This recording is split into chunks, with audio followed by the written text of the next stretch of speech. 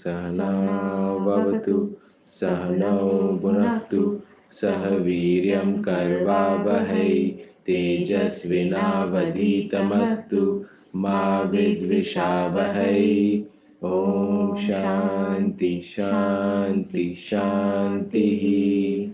ॐ सदाशिवसमारम्भां शङ्कराचार्यमध्यमाम् अस्मद् आचार्यपर्यन्तां वन्दे गुरुपरम्पराम्। ॐ गुरुर्ब्रह्मा गुरुर्विष्णुः गुरुर्देवो महेश्वरः गुरुः साक्षात् परं ब्रह्म तस्मै श्रीगुरवे नमः। ॐ सरस्वती नमस्तुभ्यं वरदे कामरूपिणि विद्यारम्भं करिष्यामि सिद्धिर्भवतु मे सदा। कार्पण्यदोषोपहत स्वभावः पृच्छामि त्वां धर्मसम्मूढचेताः यश्श्रेयस्यानिश्चितं ब्रूहि तन्मे शिष्यस्तेऽहं शाधि मां त्वां प्रपन्नम्। ॐ वाङ्मे मनसि प्रतिष्ठिता मनो मे वाचि प्रतिष्ठितम् आविर्आविर्मयेधि वेदस्य माणिस्तः श्रुतं मे मा प्रहासिः अनेन अधीतेन अहोरात्रान् सन्ददामि ऋतं वदिष्यामि सत्यं वदिष्यामि तन्मामवतु तद्वक्तारम् अवतु अवतु माम् अवतु वक्तारम् अवतु वक्तारम्। ॐ शान्ति शान्ति शान्तिः। ॐ भद्रं कर्णेभिः शृणुयाम देवाः भद्रं पश्येम अक्षभिर्यजत्राः स्थिरैरङ्गे स्तुष्टुवाग्वं स्वस्तिनोभिः व्यशेम देवहितं यदायुः स्वस्ति न इन्द्रो वृद्धश्रवाः स्वस्ति न पूषा विश्ववेदाः स्वस्ति नस्तार्क्ष्यो अरिष्टनेमिः स्वस्ति नो बृहस्पतिर्दधातु।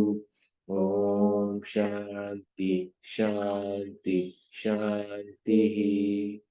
ॐ अहं वृक्षस्य रेरिव कीर्तिपृष्ठं गिरेरिव ऊर्ध्वो पवित्रो वाजिनीव स्वमृतम् अस्मि द्रविडगुं सवर्चसं सुमेधा अमृतोक्षितः इति त्रिशङ्कुर्वेदानुवचनम्। ॐ शान्ति शान्ति शान्तिः। Narayan, Narayan, everyone. Welcome back to the class. So, sorry, last two classes we had to miss. And before that, there was Raas Leela. So what we do want to do is to start the class. We just want to give you a little bit of essence or a taste of what Raas Leela involved or what it was about, right? So, Raas Leela is one of the oldest forms of telling about Krishna's exploits, about Krishna's Leelas. Now, the Krishna of Raas Leela and Krishna of Gita are no different. They are exactly the same, conveying exactly the same principles. They are just being told in different formats. So, Raas Leela is a very, very high form of connecting to divinity. So, and we'll now try and explain why or how it is a very, very high form of that expression. So I think growing up in India, you will know these Leelas is like a troupe, and they go from village to village and they enact these stories, they act these Leelas, right? And like Tuna is saying, they're actually a very pure form and medium that reflect the subtlest of principles from Gita, right? So, one thing that becomes um, uh, you realize when you're in their presence is all of the actors in who are playing the different roles in the Leela, they're actually brahmacharis. They're actually living extremely sattvic and pure lives. And as part of experiencing the Leela, because we were hosting these revered people, we had to work a lot on our own antakaran just to be in their presence, just to be able to serve them, just to be able To to do become seva. worthy, to become Because worthy of their and seva, and right? the whole conversation was that being in touch with us, it shouldn't muddy them, right? Like we wanted them, we had to be in our own sattvikta for them to, for us to get the best out of this experience. Yeah, I think so.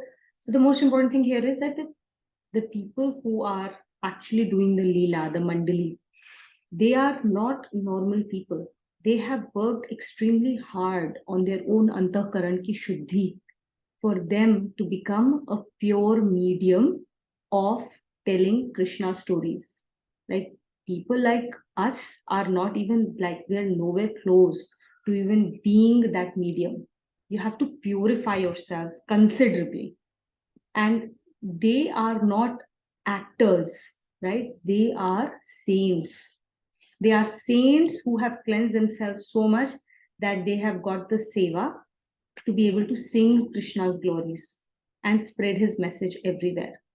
And like Abhinav said, for us to be even worthy of being in their presence, for us to be even worthy of doing any seva for them, we had to cleanse ourselves and we had to be in our own sattvikta. So Nam Jap, staying very sattvic in our food habits, all of that had to be done, right? And as a mark of respect, there is a certain dress code that has to be followed uh, only because of this is not for them, this is for our own selves, for our own cleansing that we had to do just as a background here. Now this is very important because when we look at Ras Leela, right, as with everything in this world, there are three levels of meaning. When we read Gita, whether we read Ramcharitmanas, whether we read any other Shastra, or whether we are witnessing, we are a witness to the Ras Leela. There Or are even in three a levels. conversation. Yeah, so there are three levels of meaning. One is the Shabdat, the very obvious gross level in meaning, right? We do Shabdat of the Shabdat shlokas, means meaning of the meaning of the words. words. The second level is the Bhavarth. So we indulge in Bhavarth right now when we try and explain and understand the meaning of this thing. Similarly, with Ras Leela, there is a Bhavarth. What is the intention? What is the purpose? What are they really trying to say? And then third one comes the Gurarth. In our first reading of Gita, we can't even begin to touch Gurarth. We are only restricting ourselves to Shabdat and Bhavarth. Gurarth means the essence, essence of what is being said. So that essence will only start to reveal itself as we go through multiple journeys of Gita reading. As they always say, that 10 times we go through Gita, the 11th time Gita goes through us.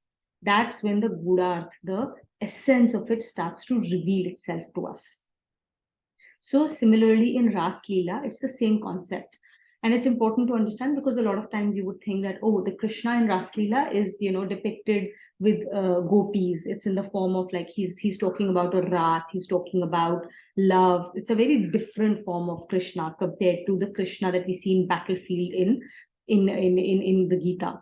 But they're exactly the same Krishna, talking exactly the same principles, and all the same principles come out to us. So and which is why when the Ras Leela happens, it is very important that we the only people who are invited to attend that Ras Leela, because it's a sadhana, it's not an entertainment that we are going to attend. It's a sadhana, and for that sadhana, only those who are committed to Gita classes are invited to attend. We can't get our friends and family, chalo sabko leke chalte hain. That is not allowed, right? So only people who are attending Raas Leela will go there as a part of their own sadhana and improving the sadhana. No part of this Raas Leela, the decorations, all of the sevas that emanate from it, generally it is not outsourced. People do it themselves. Everyone takes on a full seva, whether it is organization or doing small stuff like ushering people, cleaning the dishes, cooking the prasad, managing the entire logistics of it, decorating the hall, decorating the stage. And all of this is, and this is like when you think of it, it's like a microcosm of our lives. It shows us it's a pure form where people come in with a very pure intention. You start to see how we can be or how we should be when we are outside of that Ras Leela project, so to speak, right? You get to see the best of the world as it can be when we start to see, because it's a pure environment, right? So our ability to leave our old habits behind is much easier. We are able to get into this space with divinity and see how, and in even in that space you will start to see your own vasanas, your own vrittis come out, right? And it becomes very apparent, very very apparent. Oh, this is my vasana, look at the way I'm being in this situation, right? And then you can think about how much it gets extrapolated when we are outside in the world, where the rest of the world, rest of the people around us are not practicing Gita principles, right? So it's so easy to justify at that point of time why I'm being this way, right? But you will, within this pure context, you will start to see through that project how we can be in our real lives and where are my vrittis that come forth. So it's a phenomenal sadhana to attend, and I hope that every one of us will get many more chances to be part of this sadhana going forward. You wanted to talk about something else? Sure. Um, so the Ras Leela, as Tujna mentioned, Leela means story, and Ras means juice, right? Now, in the gross form, we can look at that Leela and that play, and we can feel entertained because it's just at the gross form. Yeah, there are jokes, there are everything else, right? So that's the juice that you take out of it. But the more you work on your antakaran, the more you understand the Gita principles, that ras becomes sweeter and sweeter and sweeter till it comes to the essence, right? So the Ras Leela had one, two, three, four, five different leelas that were played out, right? So Five different sessions, but five within different each session there sessions. were multiple leelas. And so we're going to talk about only one of them just to give you a flavor. I just feel like it's really important for us to share our experiences and learnings so that you get the um, you get a sense of what we went through, right? Should I start? Do you want to add something? Do you want to talk about your own experience of how when you attended your first Leela versus your bhav change in second Leela? So the first thing when the Leela started, right, or when the mandali came and set up, firstly, observing the mandali at work itself is an absolutely phenomenal experience. Like the mandali is a troop of about 20 people who flew in, who woke up at 2 a.m. in the morning in India, took a flight, landed in Singapore. Before that, they did their own havan, right? The daily havan. So like their nitya karm doesn't get stopped, huh? Nitya karm is there. There is no reasoning outside that causes them to say, oh, because of this reason, I couldn't do this. Like most of us do, right? We are constantly citing our life's basic inconveniences, why they get into the way. Life gets in the way of what we want to do. When you observe mandali, you observe that those excuses don't exist in their life at all. And it's a great learning for us to see how they live their life principles on a daily basis. So when the mandali landed, they had breakfast, all of that. They were there at the venue, I think at 11 a.m. or 10 a.m. I think I reached 10 a.m. So they were there 10:05, etc. The venue itself was like every venue, they're so used to it that they have certain positives, certain negatives, all of that. It was amazing to watch them reconstruct the entire stage. And at no point did anyone speak in a voice as loud as what I'm speaking now. They all just spoke really softly, gently, and everything was done with so much love and pyar.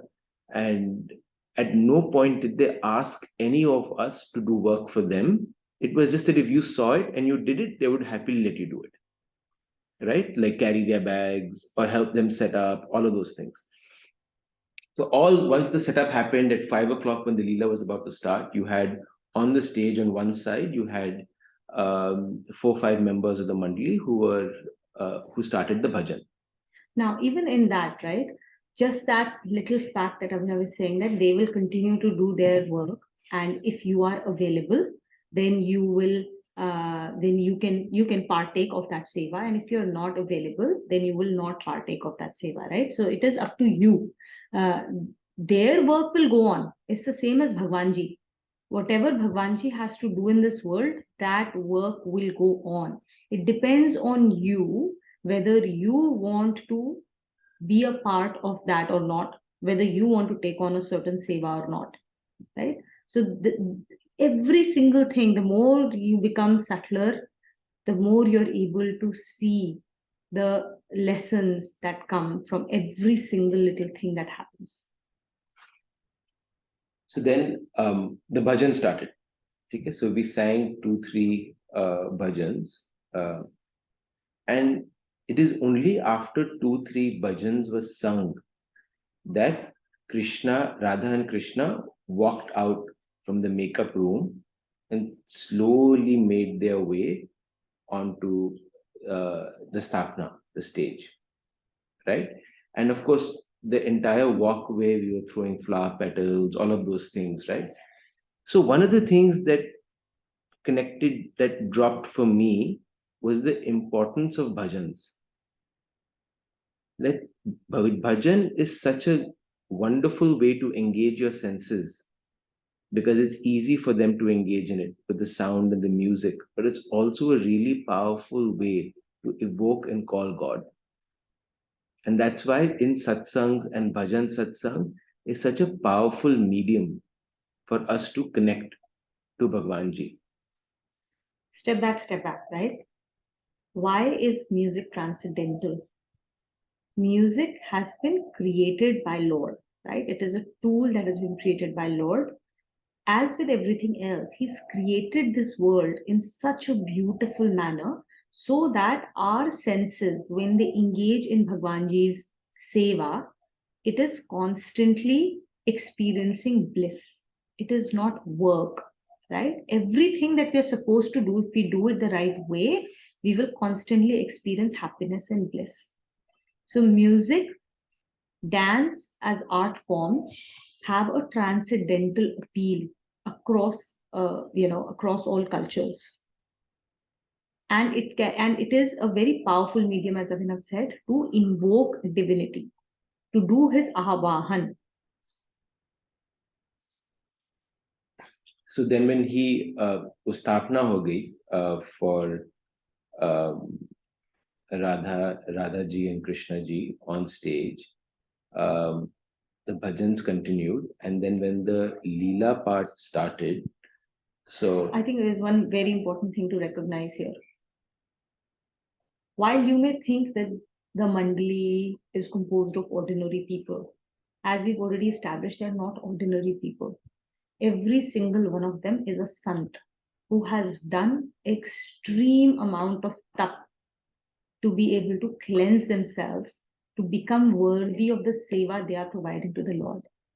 When they dress up, when they when they get there, when they come out, at that point of time, everything else ceases to be. At that point of time, Krishna ji and Radha ji, they are manifestations of the Lord. Okay, using a word like actor in their to refer to them is a great disservice to our own selves. Unko to you cannot insult God. Okay, you only insult yourself when you do that. So it's important to see the bhav with which you have to see them. Krishna ji and Radha ji are present in their gross form when they come there for Raas Leela. And that's the bhav. Like everybody goes down and does prayer to them because he's there and Radha ji is there, right? They are not actors any longer. The energy flows to them and they are fully connected. Yeah, so much so that Bhayaji, who is the so-called organizer, leader of the troop, Not so-called, he is. of the troop, nothing starts without him first touching Krishnaji's feet on stage Doing and the aarti. doing an arti and taking his blessings. And he refers to Krishnaji as Thakurji. That was his way of reference, right? But that sets such a powerful tone, and there is such a strong belief in the room that the that that Krishna and Radha have manifested themselves in a gross form, and now we can see them engage. Right. So the first Leela that happened was actually a Leela that is we're all familiar with, which is the Makhan Chori. That Krishna loves makhan, right? Butter, and he goes and steals the butter, right? So at a gross form, all of us know the story. We know that there are elements to it. There are gopis, there are mothers who make the butter and are upset with Krishna, and then they try to stop him. All of those things, right? So I'll walk you through a few parts uh, that Penny, like the subtler meaning of it, and then Tuina will take you to the rest, right? So when this Leela started, Before that, can I give a little context? hmm, Now, the context here that we have to understand is who do they all represent? The participants, right? Who are the participants in the Leela and what do they represent? So, Krishna, there are three participants in this Leela. There is Krishna, there is Radha, and there are gopis, right? Krishna represents the Krishna consciousness. He is the divine being, the Paramatma. Radhaju is our Jivatma, that is constantly trying to be with Paramatma. Okay, it's our Jivatma. And Jivatma, not a mood Jivatma, not the Jivatma that is deluded by this world. Radhaju represents that purified Jivatma that is constantly in a state of wanting to be with Paramatma. That Jivatma that only sees Paramatma everywhere. That Jivatma that is already that is enlightened. And all it wants to do is to return to its source. So Radhaju is inside of all of us. which is why Krishna and Radha are always together. Yeah. And that's why we say if you have Radha Bhav, you will get Krishna. Correct. So instead of invoking Krishna, you invoke Nam Jap. You invoke his name. You invoke Radha Bhav, the Bhakti. She represents the Jivatma that is steeped in Bhakti. Okay. Then Gopiya, the gopis around him are all the Shaktis inside of us that protect the Radha Bhav, that increase the Radha Bhav. Okay. So every one of that tendency inside of us is the Gopiya. And then it is you will see during the Leela how that Leela proceeds. Now, another important piece here would be the concept of Makhan, right? We talk about Makhan all the time. So we'll put that later. Okay. Go Go ahead. ahead. Okay. So when the Leela first starts now, uh, uh, uh, Krishna ji comes on stage. Very beautiful Leela. And Radha ji comes on stage. ठीक है, वो लोग there, and Krishna ji asks Radha ji, मैं तुम्हें कैसा लगता हूँ, which translates to how do you see me? And in that moment you realize Krishna is not asking this to Radha, he's asking it to us in the audience. How do we see him, right? And there was a little bit of a song around it, etc. And then Radha ji responds by saying, आप मेरे आंखों में हो, like you're seated in my eyes, so wherever I see, I only see you, right? Now That's such a beautiful answer, and it's so connected to what we just learned in chapter 9, which is the greatest open secret, that Bhagwanji is everywhere. You just need to be able to change your perception to see him everywhere. Because divinity is the divine consciousness is what makes up this entire world, right? So, right then you could see that there are so many principles of Gita that are just coming out on stage, just like flourishing. And right after that, they broke into a bhajan, and you could see Krishna dancing, you could see the gopis come out, you could see Radha dancing. And in that moment, you can actually see how Krishna would feel if we just express our love to him. It became so clear, right? How happy it makes him if we are able to just start giving him a little more love and attention, like keeping him in our minds, right? Again, I would say don't construe what Abhinav just said as something like, oh, he is hungry for our love. Like he doesn't need anything. He doesn't need anything from us. He doesn't need anything from anybody because he's whole and complete. If we even go down the route of saying that he needs us or he needs our love, immediately you are, violating the first principle. He wouldn't be whole and complete if he needed us or our love, right? He doesn't need it. What it shows is the compassion he has towards us, that when we take that one step in any form towards him, he will take 10 steps towards us. So he's always present with his grace and his love whenever we are ready for him. It's a question of whether we are ready or not for him, not about whether he is going to give his grace to us. So it's always about working on ourselves, not like, oh, something will happen to me from outside. And then in the next bhajan, they all the gopis and Krishna ji, they transformed into peacocks, moors. And Krishna ji was the whole song he was dancing on his knees, right? And Radha ji had food in her hand, a representation of food on her hand, and you had Krishna ji acting out exactly like what a peacock would be when it hungers for food, like all those animal instincts, like. So at the gross level, one can be entertained, saying, "Oh, that's really funny," but at the subtle level, he's reminding us that he is present everywhere, whether you can see it or not see it, whether you like it or don't like it. He is present everywhere. And that actually segues really well into the chapter 10, which we will start, right? Chapter 10 will help us start seeing him everywhere. And that more Pank wala jo bhajan tha, it was very interesting to see that he's reminding us that don't just look at me in one form, look at me in all forms. I'm there everywhere.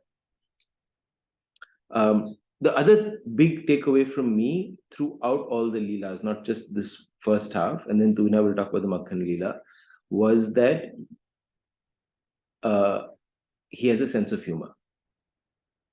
And sense of humor, while it's not mentioned as a divine quality, but the lightness that comes with having divine qualities necessarily means you're able to laugh at things, at yourself, at others around you, and not take things too seriously, right? That lightness, the lightness and the humor that comes along is a very powerful way of us reflecting our own divinity.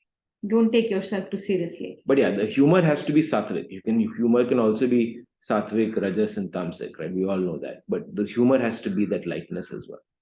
So now you can go into the Makhan Leela. Yeah. So the Makhan Chori Leela is a very simple but very, very beautiful and very, very, very cute Leela, right?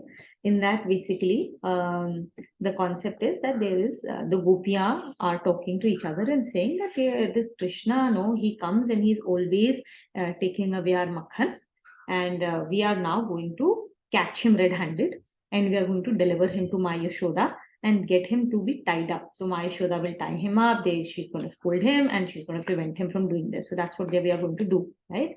So they decide on it, and one of them says to the other that it is impossible to catch Krishna in action. He's always like doing stuff, you will not be able to see him, right? So she says, no, this time I will definitely catch him. Okay. He said, okay, all the best. Then you go catch him and I will see you in the evening. So the gopis depart. Now, this gopi, she makes fresh makhan. Okay. In fresh makhan, you have to do all the manthan, right? You have to churn the milk to create butter. So the first bhavarth here is, why does Krishna do chori of makhan? What does makhan represent? So makhan, as you understand, is always something that is created after you churn the milk a lot, right? Without churning the milk, you won't get makhan. It will always remain milk. And once you have taken makhan out, it is an irreversible physical action, right? You cannot turn makhan back into milk ever again once you've taken it out, right? So makhan represents wisdom. It represents gyan that comes after we have churned our consciousness. When we churn our consciousness constantly, the gyan that comes out of it is the butter, it is the makhan, and it is irreversible in nature. Once our consciousness rises to that level and we've acquired the gyan, we've understood, we've got the enlightenment, there is no moving back to it. Okay? Once you know, you cannot unknow ever again. And that wisdom, that gyan, is actually what? It is Bhagwanji's realization. And so Bhagwanji is always craving after it. It is taking, Bhagwanji comes and takes makhan. He steals makhan. Means what? वो हमारे चित्त को हर लेते हैं. He's also called Hari or Hara, right? Hari is who steals our consciousness. Okay. And what type of consciousness does he steal? The one that is in the form of butter and not milk. He does not go after milk or chas. He goes after butter. So Krishna will come to us naturally. He'll be attracted to us naturally, and he will go after us. He will come after us. When we have done our work of doing the churning of our consciousness first, the tap of churning is on our hand. So churning here also. So imagine you're churning. The end result is makhan, which also you can also phrase it as subtle consciousness. The subtler you get, you reach that enlightened subtle uh, uh, level. Krishna will do whatever it takes to get there, to get you to him. Right? That's why we say you have to work on yourself. Everything that we do is a sadhana, is our own practice. What does the churning represent? Churning can represent at a bhavart level. It can be doing rounds of Gita, right? The more number of rounds of Gita you do, the subtler and subtler and subtler you'll go. But it also means the importance of your mind being focused on nididhyasan, which is contemplation on everything. Manan is contemplation. Manan, sorry. Chintan. It's manan, right? It's contemplation of everything. So whatever you're doing, can you bring a certain level of awareness to it by contemplating what you're doing, why you're doing, how you're doing it? You do that on a regular basis, that contemplation of everything, you will become makhan. And once you become makhan, Bhagwanji will do what it takes to get you. Yeah. So this is exactly what we keep talking about, right? Satsang, which is our classes, followed by Swadhyay on a daily basis. That's your tap. Bhagwanji constantly says to Arjun, you never reveal the knowledge to Arjun till the time he has done tap.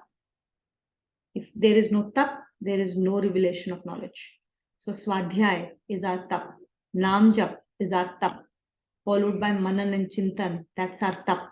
Nidhi Dhyasan, that's our tap, which then results in us being able to do Kirtan, which is singing glories of God in everything we say or do or think. Right? Without this tap, no knowledge will be revealed. We'll stay at a level of belief and not really know. To go from belief to knowing is the pathway to it is only tap. Right? We had read in what chapter 8, Adhiyagya. He instills himself in us in the form of Adhiyagya. Adhiyagya is the principle of yagya, which is the form of tap. Right? So we have to tapify ourselves. For the gold to glitter, it has to go through the fire of tap. So we have to do that tap, that churning to get to the butter for Krishna to come to us. If we don't have butter, Krishna will not come to us. Right? So that's very important to know.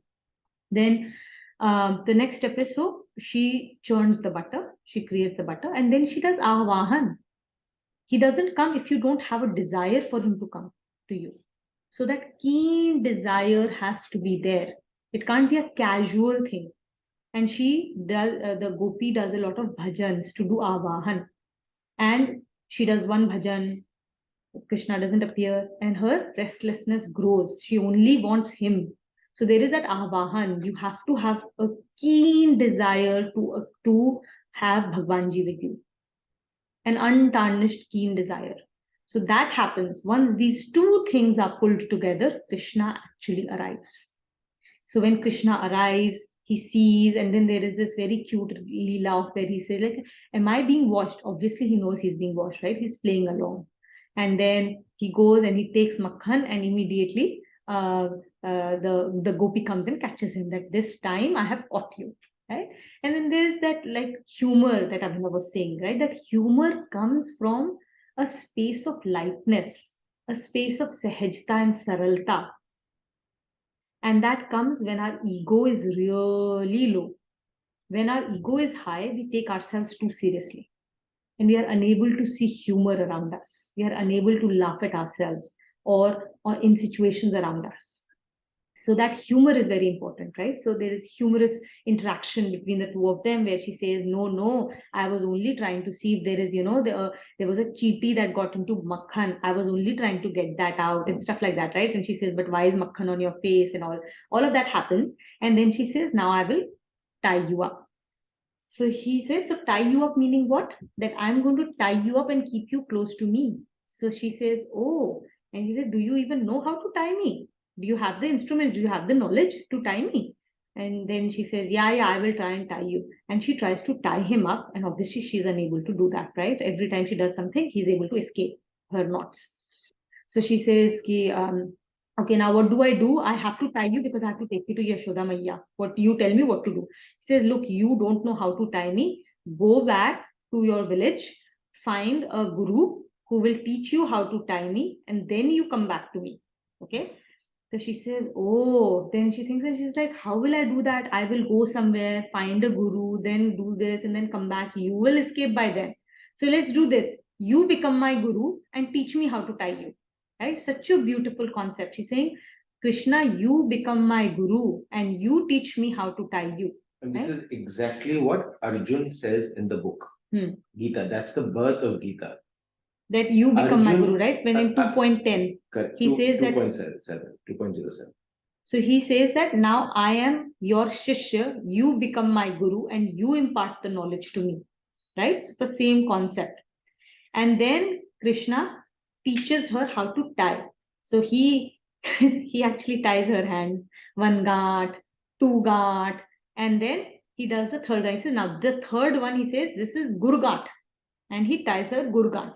Now the gurgat now completely tied and she's unable to open herself up. Now she says, Ki, so Krishna ji, okay, now I've learned how to do this. Now I will tie you up. So open my knots up. He says, beta, this is gurgat. ये सिर्फ बांधी ही जाती है, उसे खोला नहीं जाता. Right? So what does gurgat represent? Gurgat represents Guruji. When he comes in your life, he takes over your consciousness. And then your consciousness is his. It can never be undone. Once you receive a guru in your life, you're done. Guru will give himself over to you to take you, across this ocean. Okay. So Guru will take you past this thing, and he will, that gant that gets tied by the Guru can never be undone. He will take you past this, right? But to get to Guru, you don't get a Guru by, oh, give me Diksha, right? There's this concept of Diksha in a lot of places. Give me Diksha and now I've become like, this is my Guru, right? That's not the Guru we are talking about. दीक्षा दी नहीं जाती इस तरह से, right? One, like yesterday in yesterday's class, Shalini Didi told us about this concept. So it's very relevant to the conversation we are having, so I'll share. एक तरीका होता है कि आप अपने पेरेंट्स को, when a child need something, you go to the parent and say कि मुझे दो मुझे दो मुझे दो मुझे दो, राइट? तो वो कहेगी अरे लो भागो यहाँ से, right? That is one thing. The second is when the child has done something really amazing and there is an instinctual feeling in the parent to shower the child with something, right? That is the Guru Kripa that we are looking for. And that Guru Kripa comes only and only after we have done enough manthan in our own selves, enough churning in our own selves. Itna level ki Guru is not a teacher. He is not going to teach you ABC. He comes in your life when you have learned your ABC, when you know all the principles Gita has there to offer, when the shlokas are dancing in front of you in every situation, when you know in this situation, this is the principle from this shloka that is applied, when you know that, oh, this in this situation, this is what I did not follow, this is the principle I flouted, this is the principle I followed. When it is like this, that's called shastra. When you have achieved that level of shastra mastery is when Guru comes in your life. He does not come to teach you Shastra. That amount of work you have to do yourself. You can take the help of whatever facilitation that comes. And Guru to Shishya is a one-to-one relationship. And in that relationship, Guru's consciousness takes over your consciousness. It's very different. And that is why it is very important that we do not use the word Guru in our parampara here. Nobody here is a guru. We are only facilitators who are repeating, literally parroting out what we have heard from our facilitators before this. And we should never use the word guru lightly. When you call somebody your guru, you have no will left any longer. You do what Guru tells you to do unquestioningly. If you're using your own brain, you have not accepted the other, you've not accepted your Guru. He's not your Guru. So be very careful of using that word. Do not use it lightly. It has a very heavy significance to it. Okay.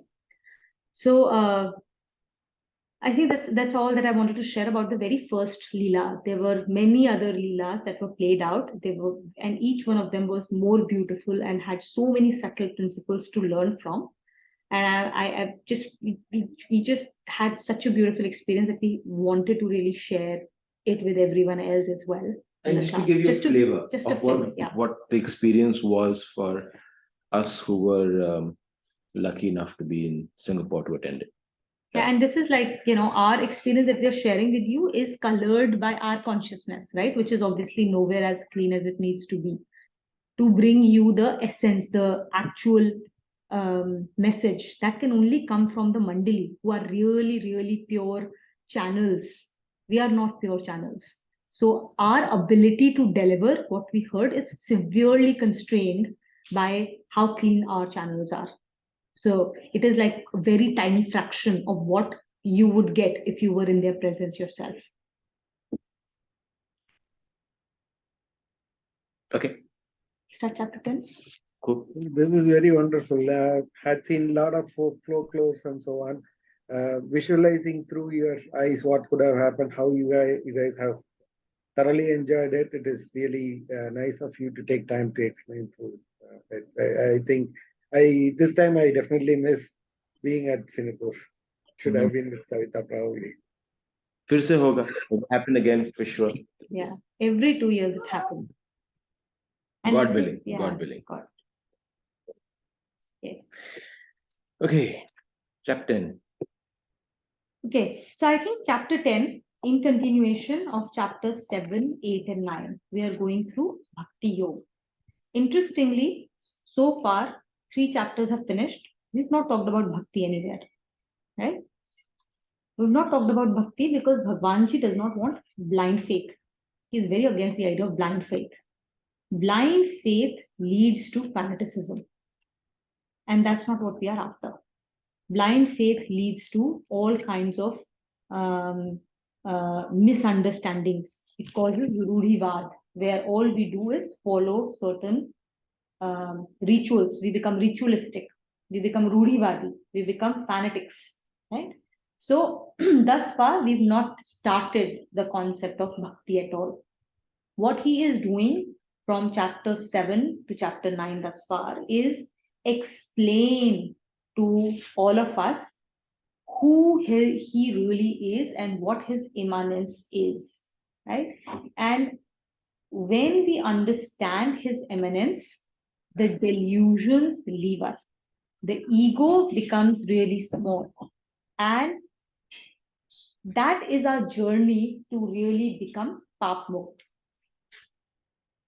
The lower the ego, the higher our perception of the subtlety, the higher our perception of who Bhagwanji really is.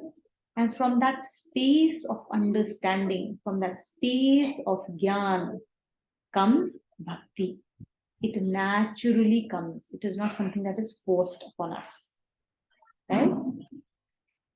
Bhakti without jnana, as I just explained, is rhetoric, leads to us being ritualistic, leads to fanaticism. Similarly, jnana without bhakti leads to ego, leads to a life that is without ras.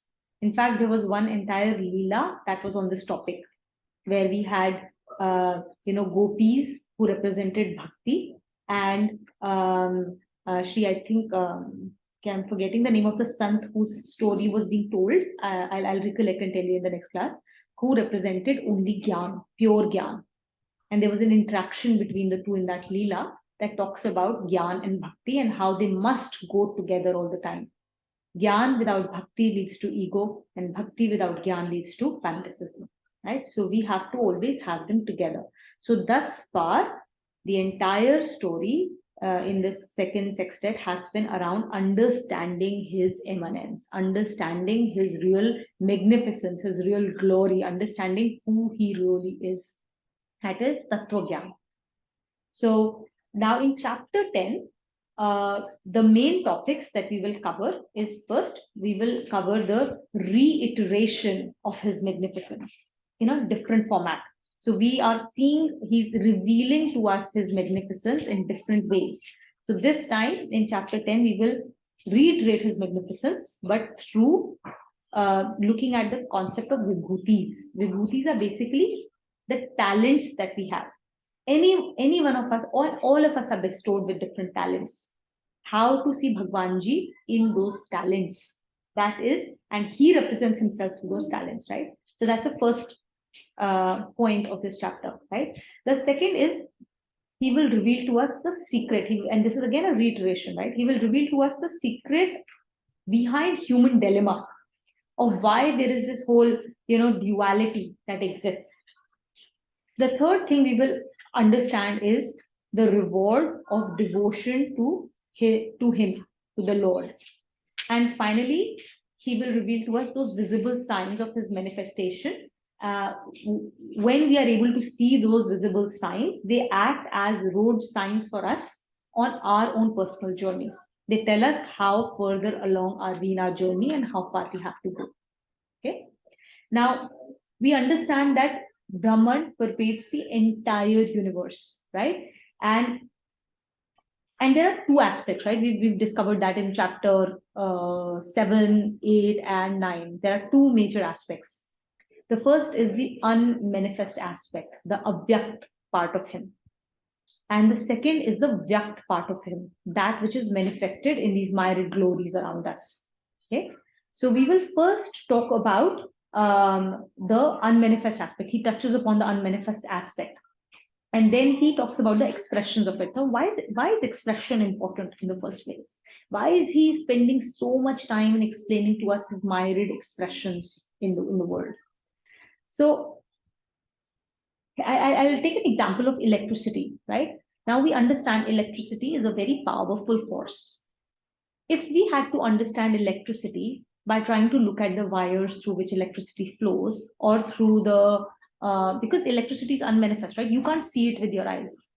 So you can understand it through these different abstract forms like equations, right? Through the principles of physics.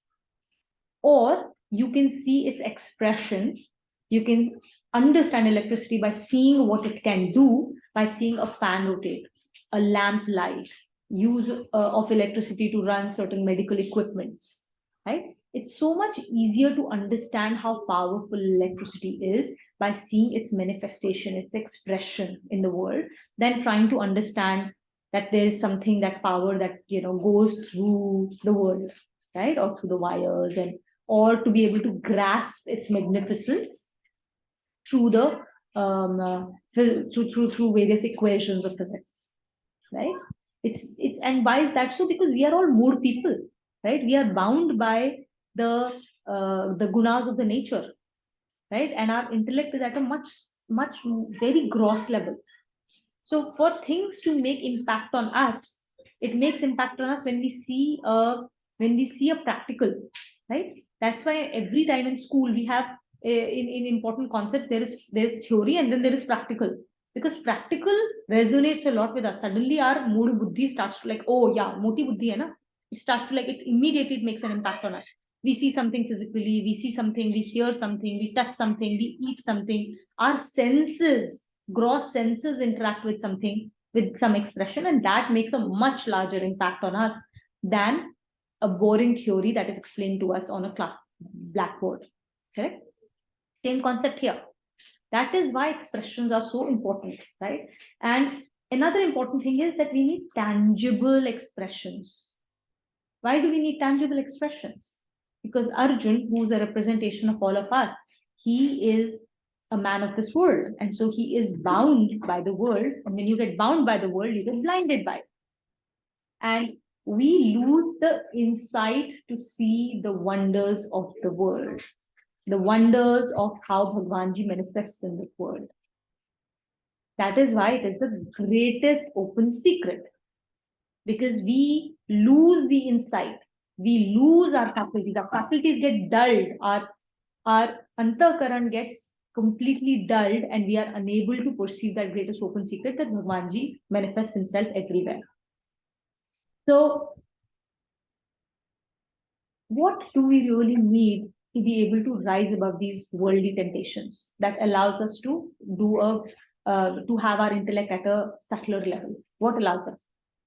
A certain level of detachment. Without that detachment, that vairagya, you won't be able to see this world and see the wonders of the world, right?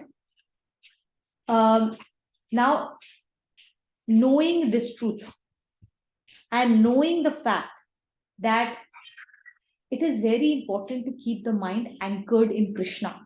So we all understand that at this stage, Arjuna understands it, we all understand it, right? We know that it is super important for us to keep our mind anchored in the Lord. But now we also know that it is very easy to be led astray by the worldly temptations, by the chamak dhamak that we see around us. So easy for us, right? After the class, right now, there is our consciousness is at a higher level. After this, we close it, we go watch a movie, we go to a mall, and that's it. Kaput, everything's gone, right? So easy for us. And then our behavior will no longer reflect the principles that we read. Somebody will come and say something, and we are upset, right? So now we understand that it is easy for us to get led to be led astray. So we need Krishna's help to see his immanence in everything around us so that we can stay in this world and yet have our mind anchored to him. The only way to stay in this world, do the duty that as Karma Yogis we are supposed to do, and yet have our mind anchored into him, the only way to live that life is to be able to see him in different expressions of him. And that is why, to help Arjun, Bhagwanji is giving us various examples in various chapters. Like, okay, when you see this, remember me. When you see this, remember me. This is an expression of me. Like in last chapter, he's talking about, for example, Omkar, right? I am the Omkar. I am the alphabet A. Like he's talking about all of those examples at a subtler level and at a grosser level. In this chapter, now he will show his expression through our various talents. He will use the examples of showing the best in every category. Why does he need to show us the example of the best in every category? Because again, going back to who we are, where our consciousness is. Our consciousness is so gross that something has to be spectacular to evoke our wonder. Himalayas evoke our wonder. Niagara evokes our wonder. Right? A small waterfall in our backyard will not evoke that wonder. Yeah, it's just something that happens, every time there's rain. It's because our ability to get that wonderment, it is our level of like how asleep our intellect is, how asleep our consciousness is, that we only get like jhakjorna hamara tabhi hota hai when we see something as amazing and as beautiful as Niagara. Right? So that is why he is going to show us the best in every category to be able to help us connect to him. As our intellect becomes subtler and subtler, we can see his beauty, not just in large oak wood trees, but in a small leaf. Not in the most spectacularly beautiful flower, but in the smallest flower that grows in the wild. Not just in lotus or in the most spectacular rose, right? And that is our own journey of how well we are able to see his expression in everyday life, not only in the most spectacular events that happen in our life, right? Oh, there's this huge big event happened and now I can see Lord's hand in it. Nahin. Wo hoega starting mein. That's why he's explaining to us in these extreme forms, in the most brilliant forms. Eventually, it will come to a point where every single day you're just going to office and you'll be able to see him in every single second. So, how much we are able to see him is a reflection of how subtle our own intellect is becoming. Okay. So, in the end, before we start now, when we'll start the chapter, time permits, and it does. Okay. What is important as we go through the chapter is to remember that all these astounding glories, all these astounding manifestations and expressions he's going to talk about is a very small fragment of his power, right? So we shouldn't just get stuck with these expressions, right? We need to go beyond all of them and be able to realize that this entire grandeur that we're talking about, that Brahman is me. I have that grandeur. I have that power. Right? So we have to rise above the gross of the world and be able to realize our own sublime grandeur. So read it with that. Understand those expressions, but don't get stuck there. Move beyond that. So on this, let me share a story right before we get started. So once a father took his son to a movie. The first time the kid was ever going for a movie, the father told the son, "There's going to be this really big screen, and on that big screen there will be all sorts of something that will look really real." Like so, he'd heard the story of Mahabharata. The movie was about Mahabharata. He said you'll be able to see Krishna, you'll be able to see Arjun, you'll be able to see the war, all of those things. The child was very, very excited. He was like, "I want to see the screen. I want to see everything." It just so happened that they reached the movie hall late. So this movie had already started. And when the child sat there, he was completely enamored by the movie. Then halfway through that movie, he asked Dad, "Dad, where is the screen that you were saying? That big screen on which the movie is playing?" Dad's like, "It's right there, right behind." He's like, "Oh, is Arjun the screen?" He's like, "No, no, no, it's behind." He's like, "Oh, the chariot is the scene." He's like, "No, no, behind." He's like, "Oh, the army." He's like, "No, no, behind." He's like, "What? The clouds?" Like, "No, no, behind the sky." He's like, "No, no, no, it's behind." Right? So, of course, when the movie is on, it is impossible for you to see the screen. There is no way you can see that screen. Which is why I was saying you need detachment. The only way to really realize the truth is the detachment from the story that is playing, which is very well explained by Abhinav in this story. Right? And then the second part of this is now we are not the audience trying to look for the screen. We are actually an actor in the movie trying to look for the screen. So imagine one of the army men in Mahabharata, you tell him you are being played on a screen, this little actor doesn't even have full vision of the scene. He doesn't even know how the scene is playing out, where the scene is happening. Forget screen. Screen is so far away from his consciousness. And we are that little army men on that screen, right? So this chapter is essentially talks about there are everyone's. So no, before I go there, so there are three ways to connect for us to perceive God. I think Tuna covered this, but I'll run through it. Three ways for us to perceive God. One is it's a personal relationship, me and God. I ask God for things, I request, I complain, I talk, me and God. The second, as Tuina mentioned, God is everywhere. But it's easy for us to see God in the butterfly, but not as easy for us to see God in the cockroach or something that we find fearful, right? But God is there everywhere. And the third version and is only God is. God only is. He doesn't even manifest. It just is God. Everything that it is. So the example to think of is there's a rope, and in the dark of a shed, somebody can perceive it as a snake, and because they perceive it as a snake, they get really scared of it. But in reality, all along it was just a rope, right? So that's an example of God only is. This chapter, Vibhuti Yoga, as Tuna mentioned, these are our strengths.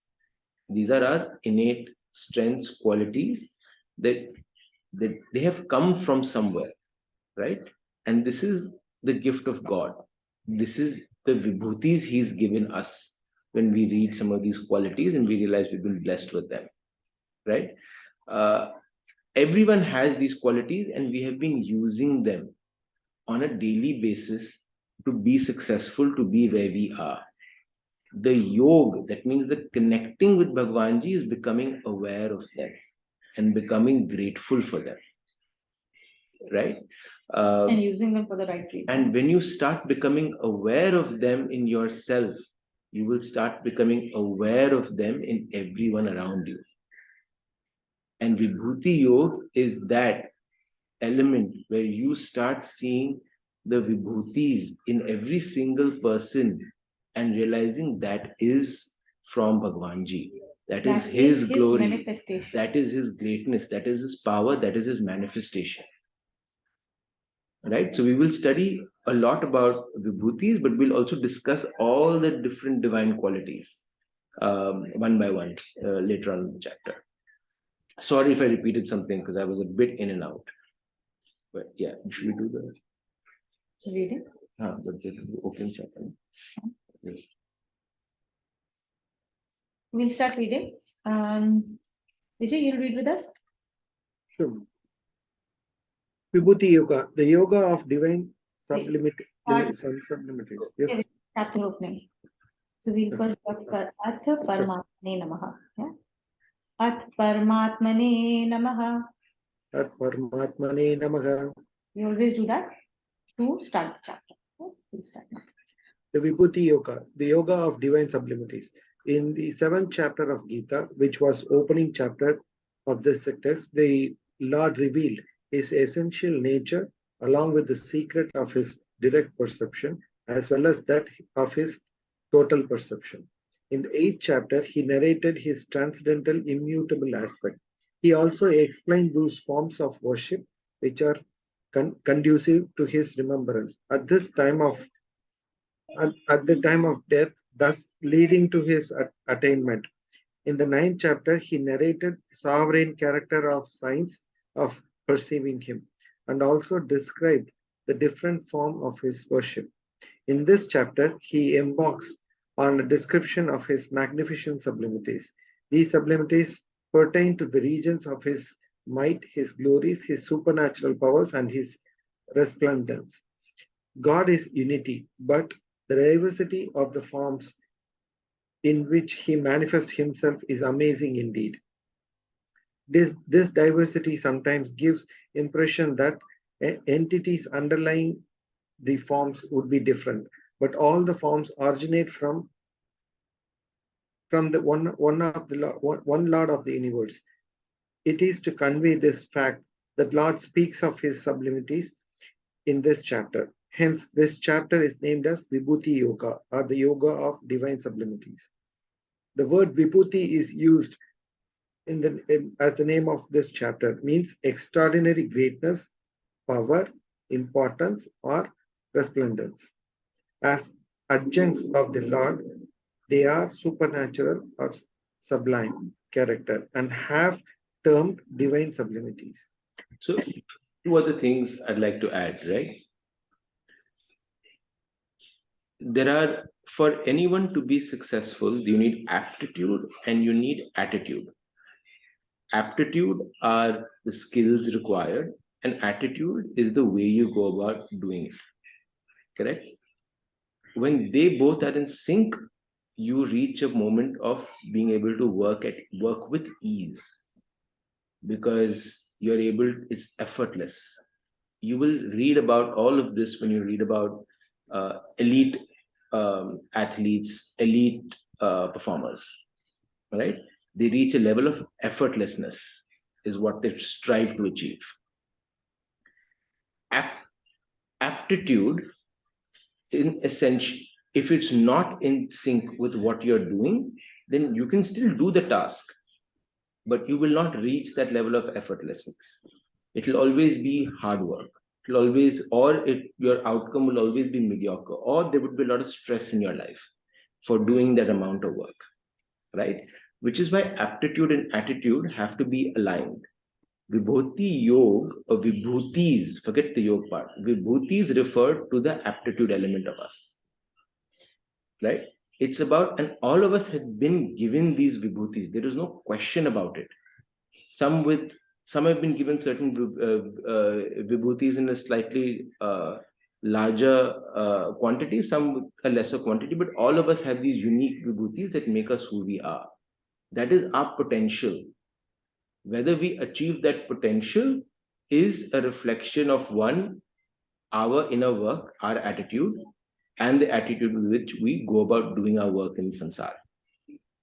Right? So that was one element I wanted to share. And the second is, the purpose of this entire chapter is again for us to find God through our vibhutis and through find God around us.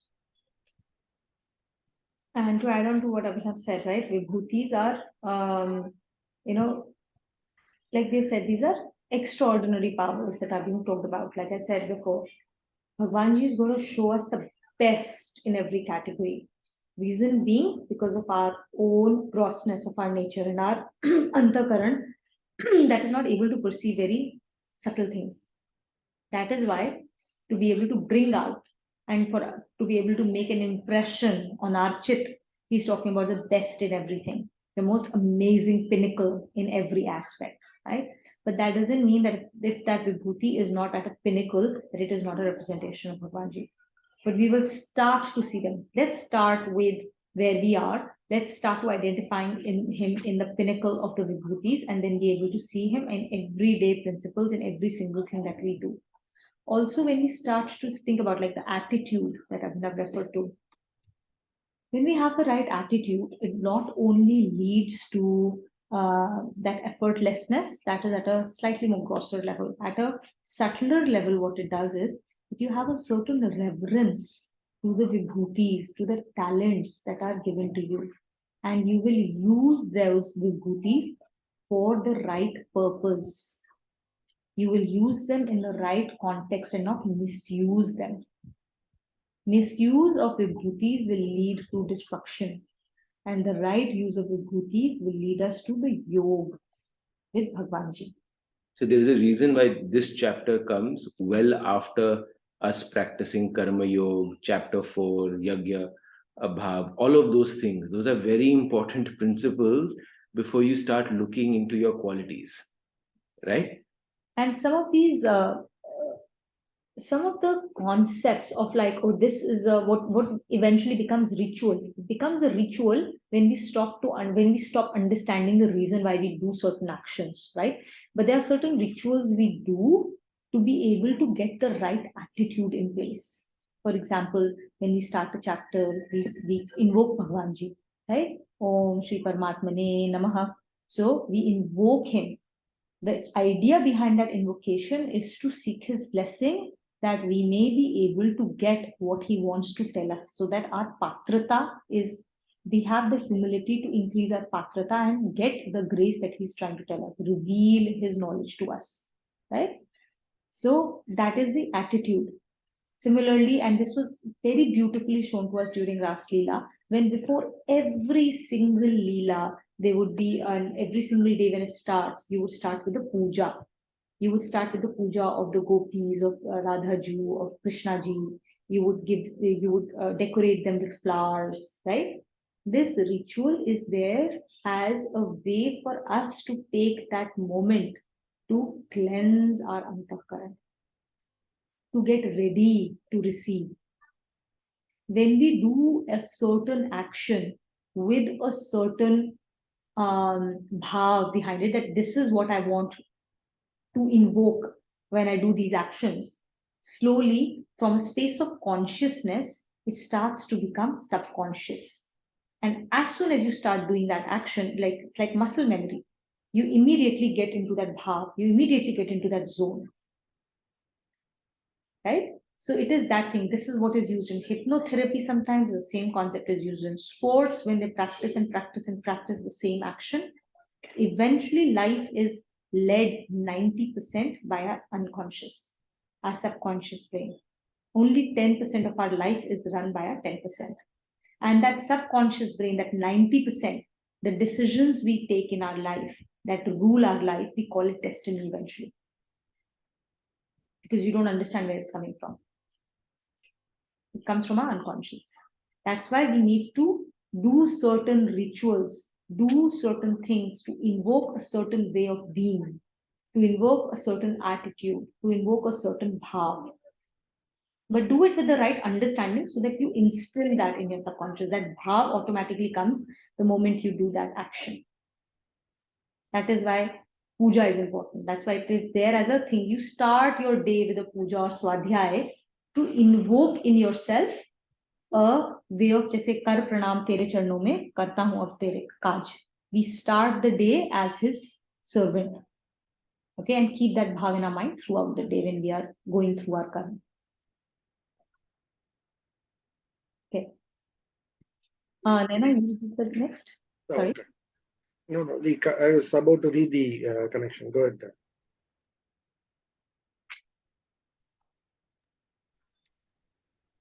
Connection. To introduce the subject, the Lord says, Shri Bhagavanuvacha Shri Bhagavanuvacha Bhuya eva mahabaho Bhuya eva mahabhaho Shrunu me paramam vachaha Shrunu me paramam vachaha Yatte ham priyamanaya Yatte ham priyamanaya Vakshyami hitakamyaya. Vakshyami hitakamyaya. Bhuya means fir, then. Shrunu is listen.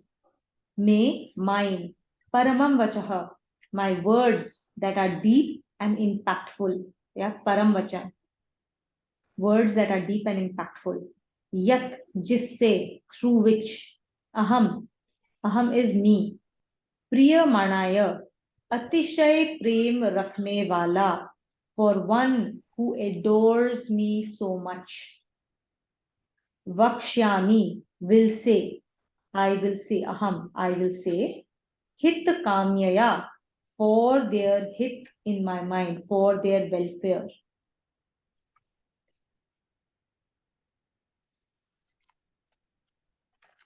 The Lord said, O Mahabahu, listen to my words again, and again, which I am going to speak, being desirous of your welfare, as you love to hear.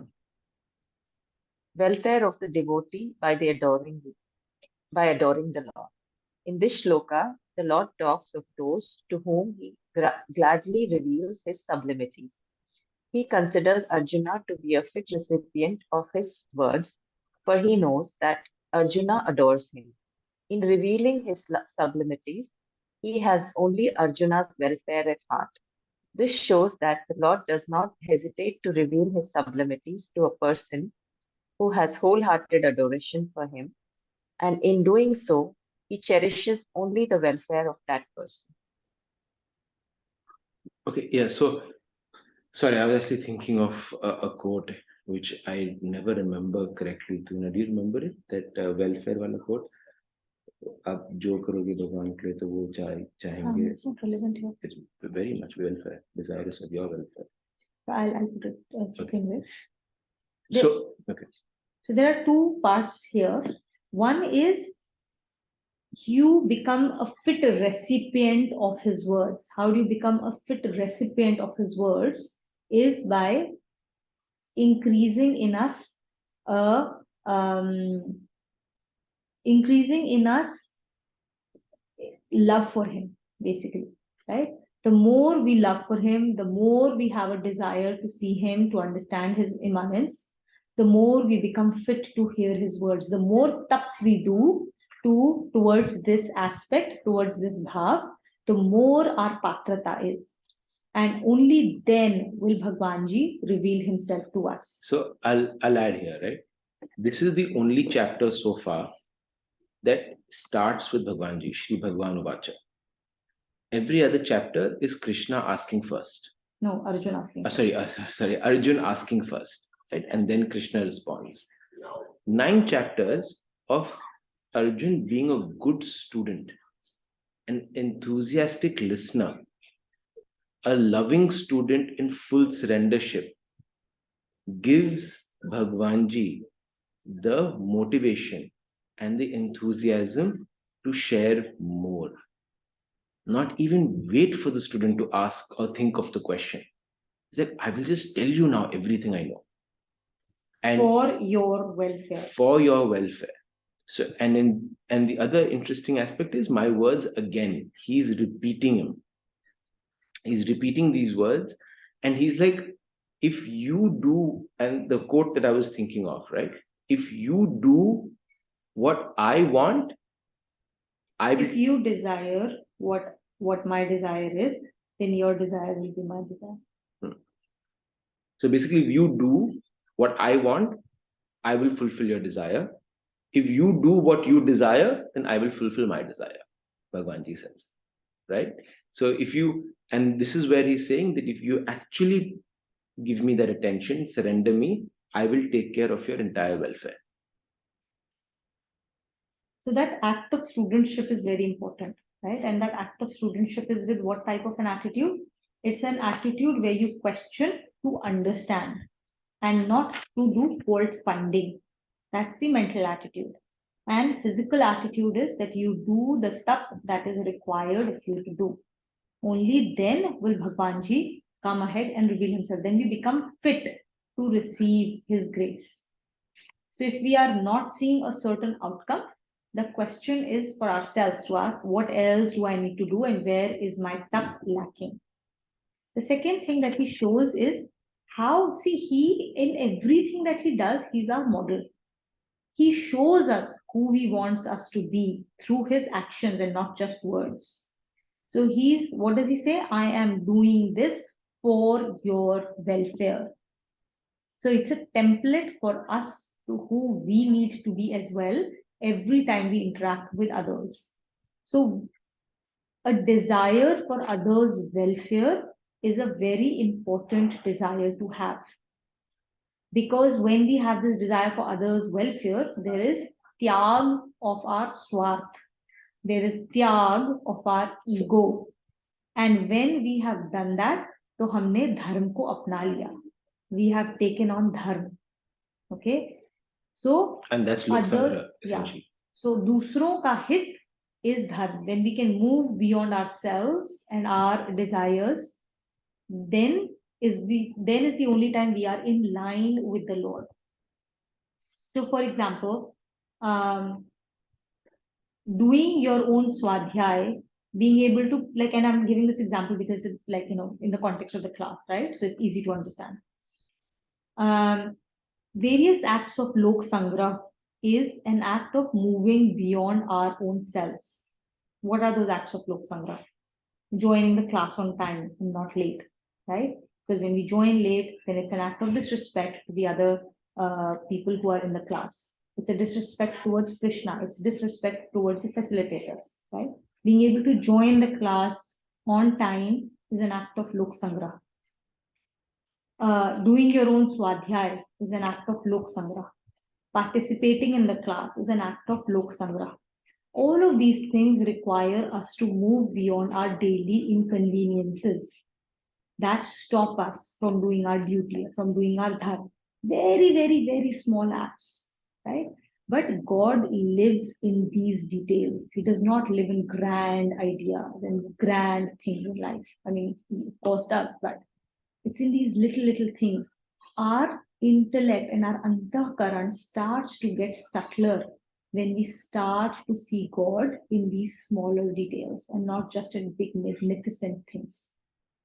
We also, our intellect tends to want to do things because our intellect is captured by the ego. So there is a lot of fun in doing very amazingly big things, complex things. It makes our ego feel good. Look, I did this, right? Doing small things, doing mundane things, nah, right? Our ego is not satisfied.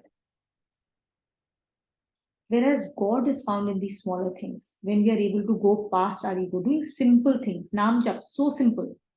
स्वाध्याय, doing something. Brain लगाना नहीं है उसमें तुम्हें.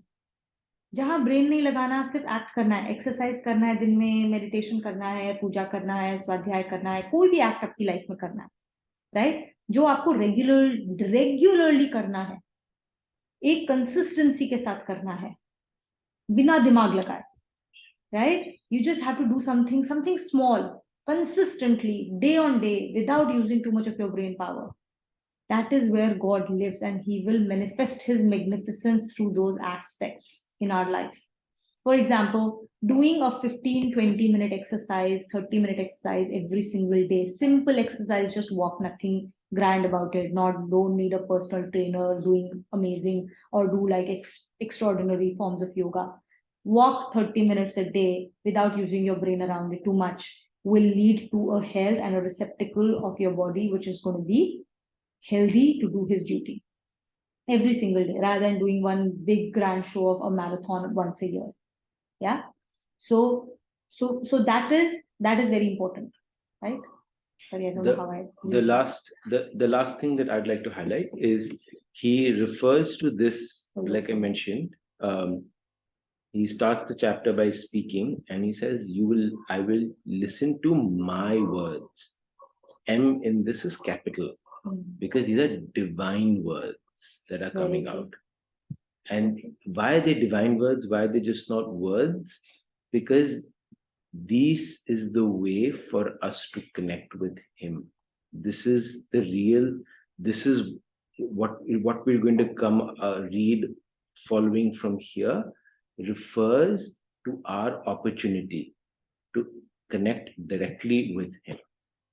Right? That's a very good point that you picked up, Abhinav. I completely missed talking about it.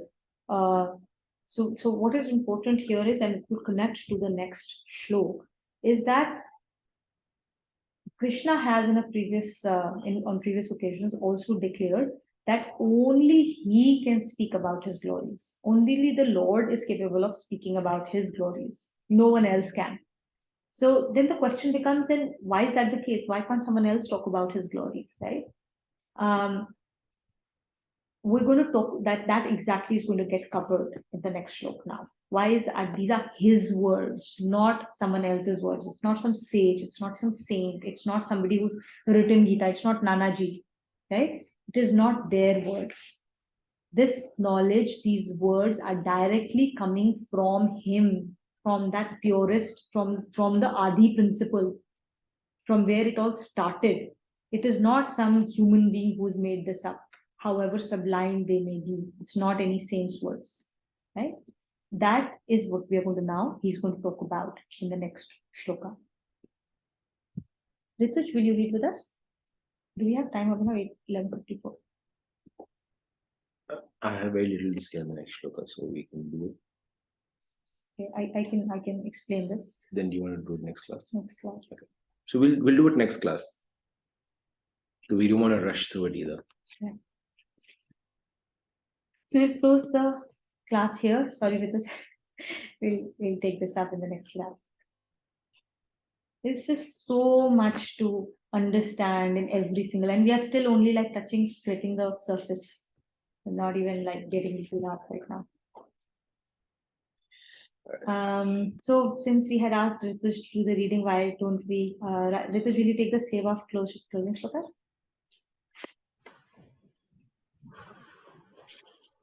ॐ सर्वेषां स्वस्तिर्भवतु सर्वेषां शान्तिर्भवतु सर्वेषां पूर्णं भवतु सर्वेषां मङ्गलं भवतु ॐ शान्ति शान्ति शान्तिः ॐ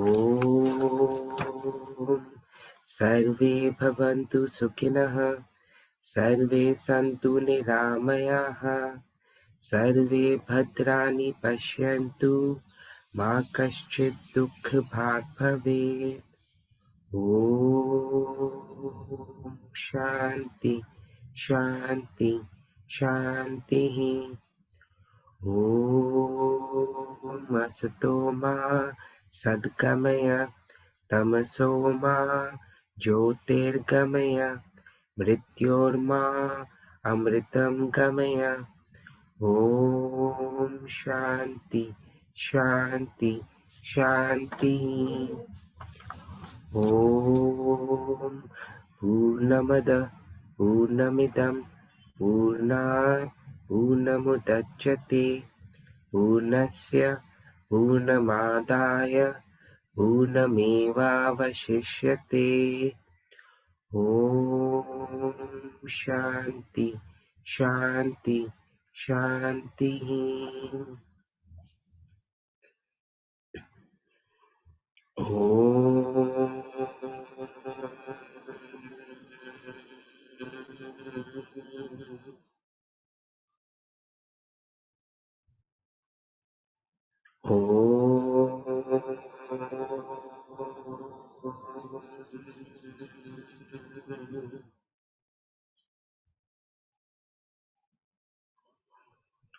ॐ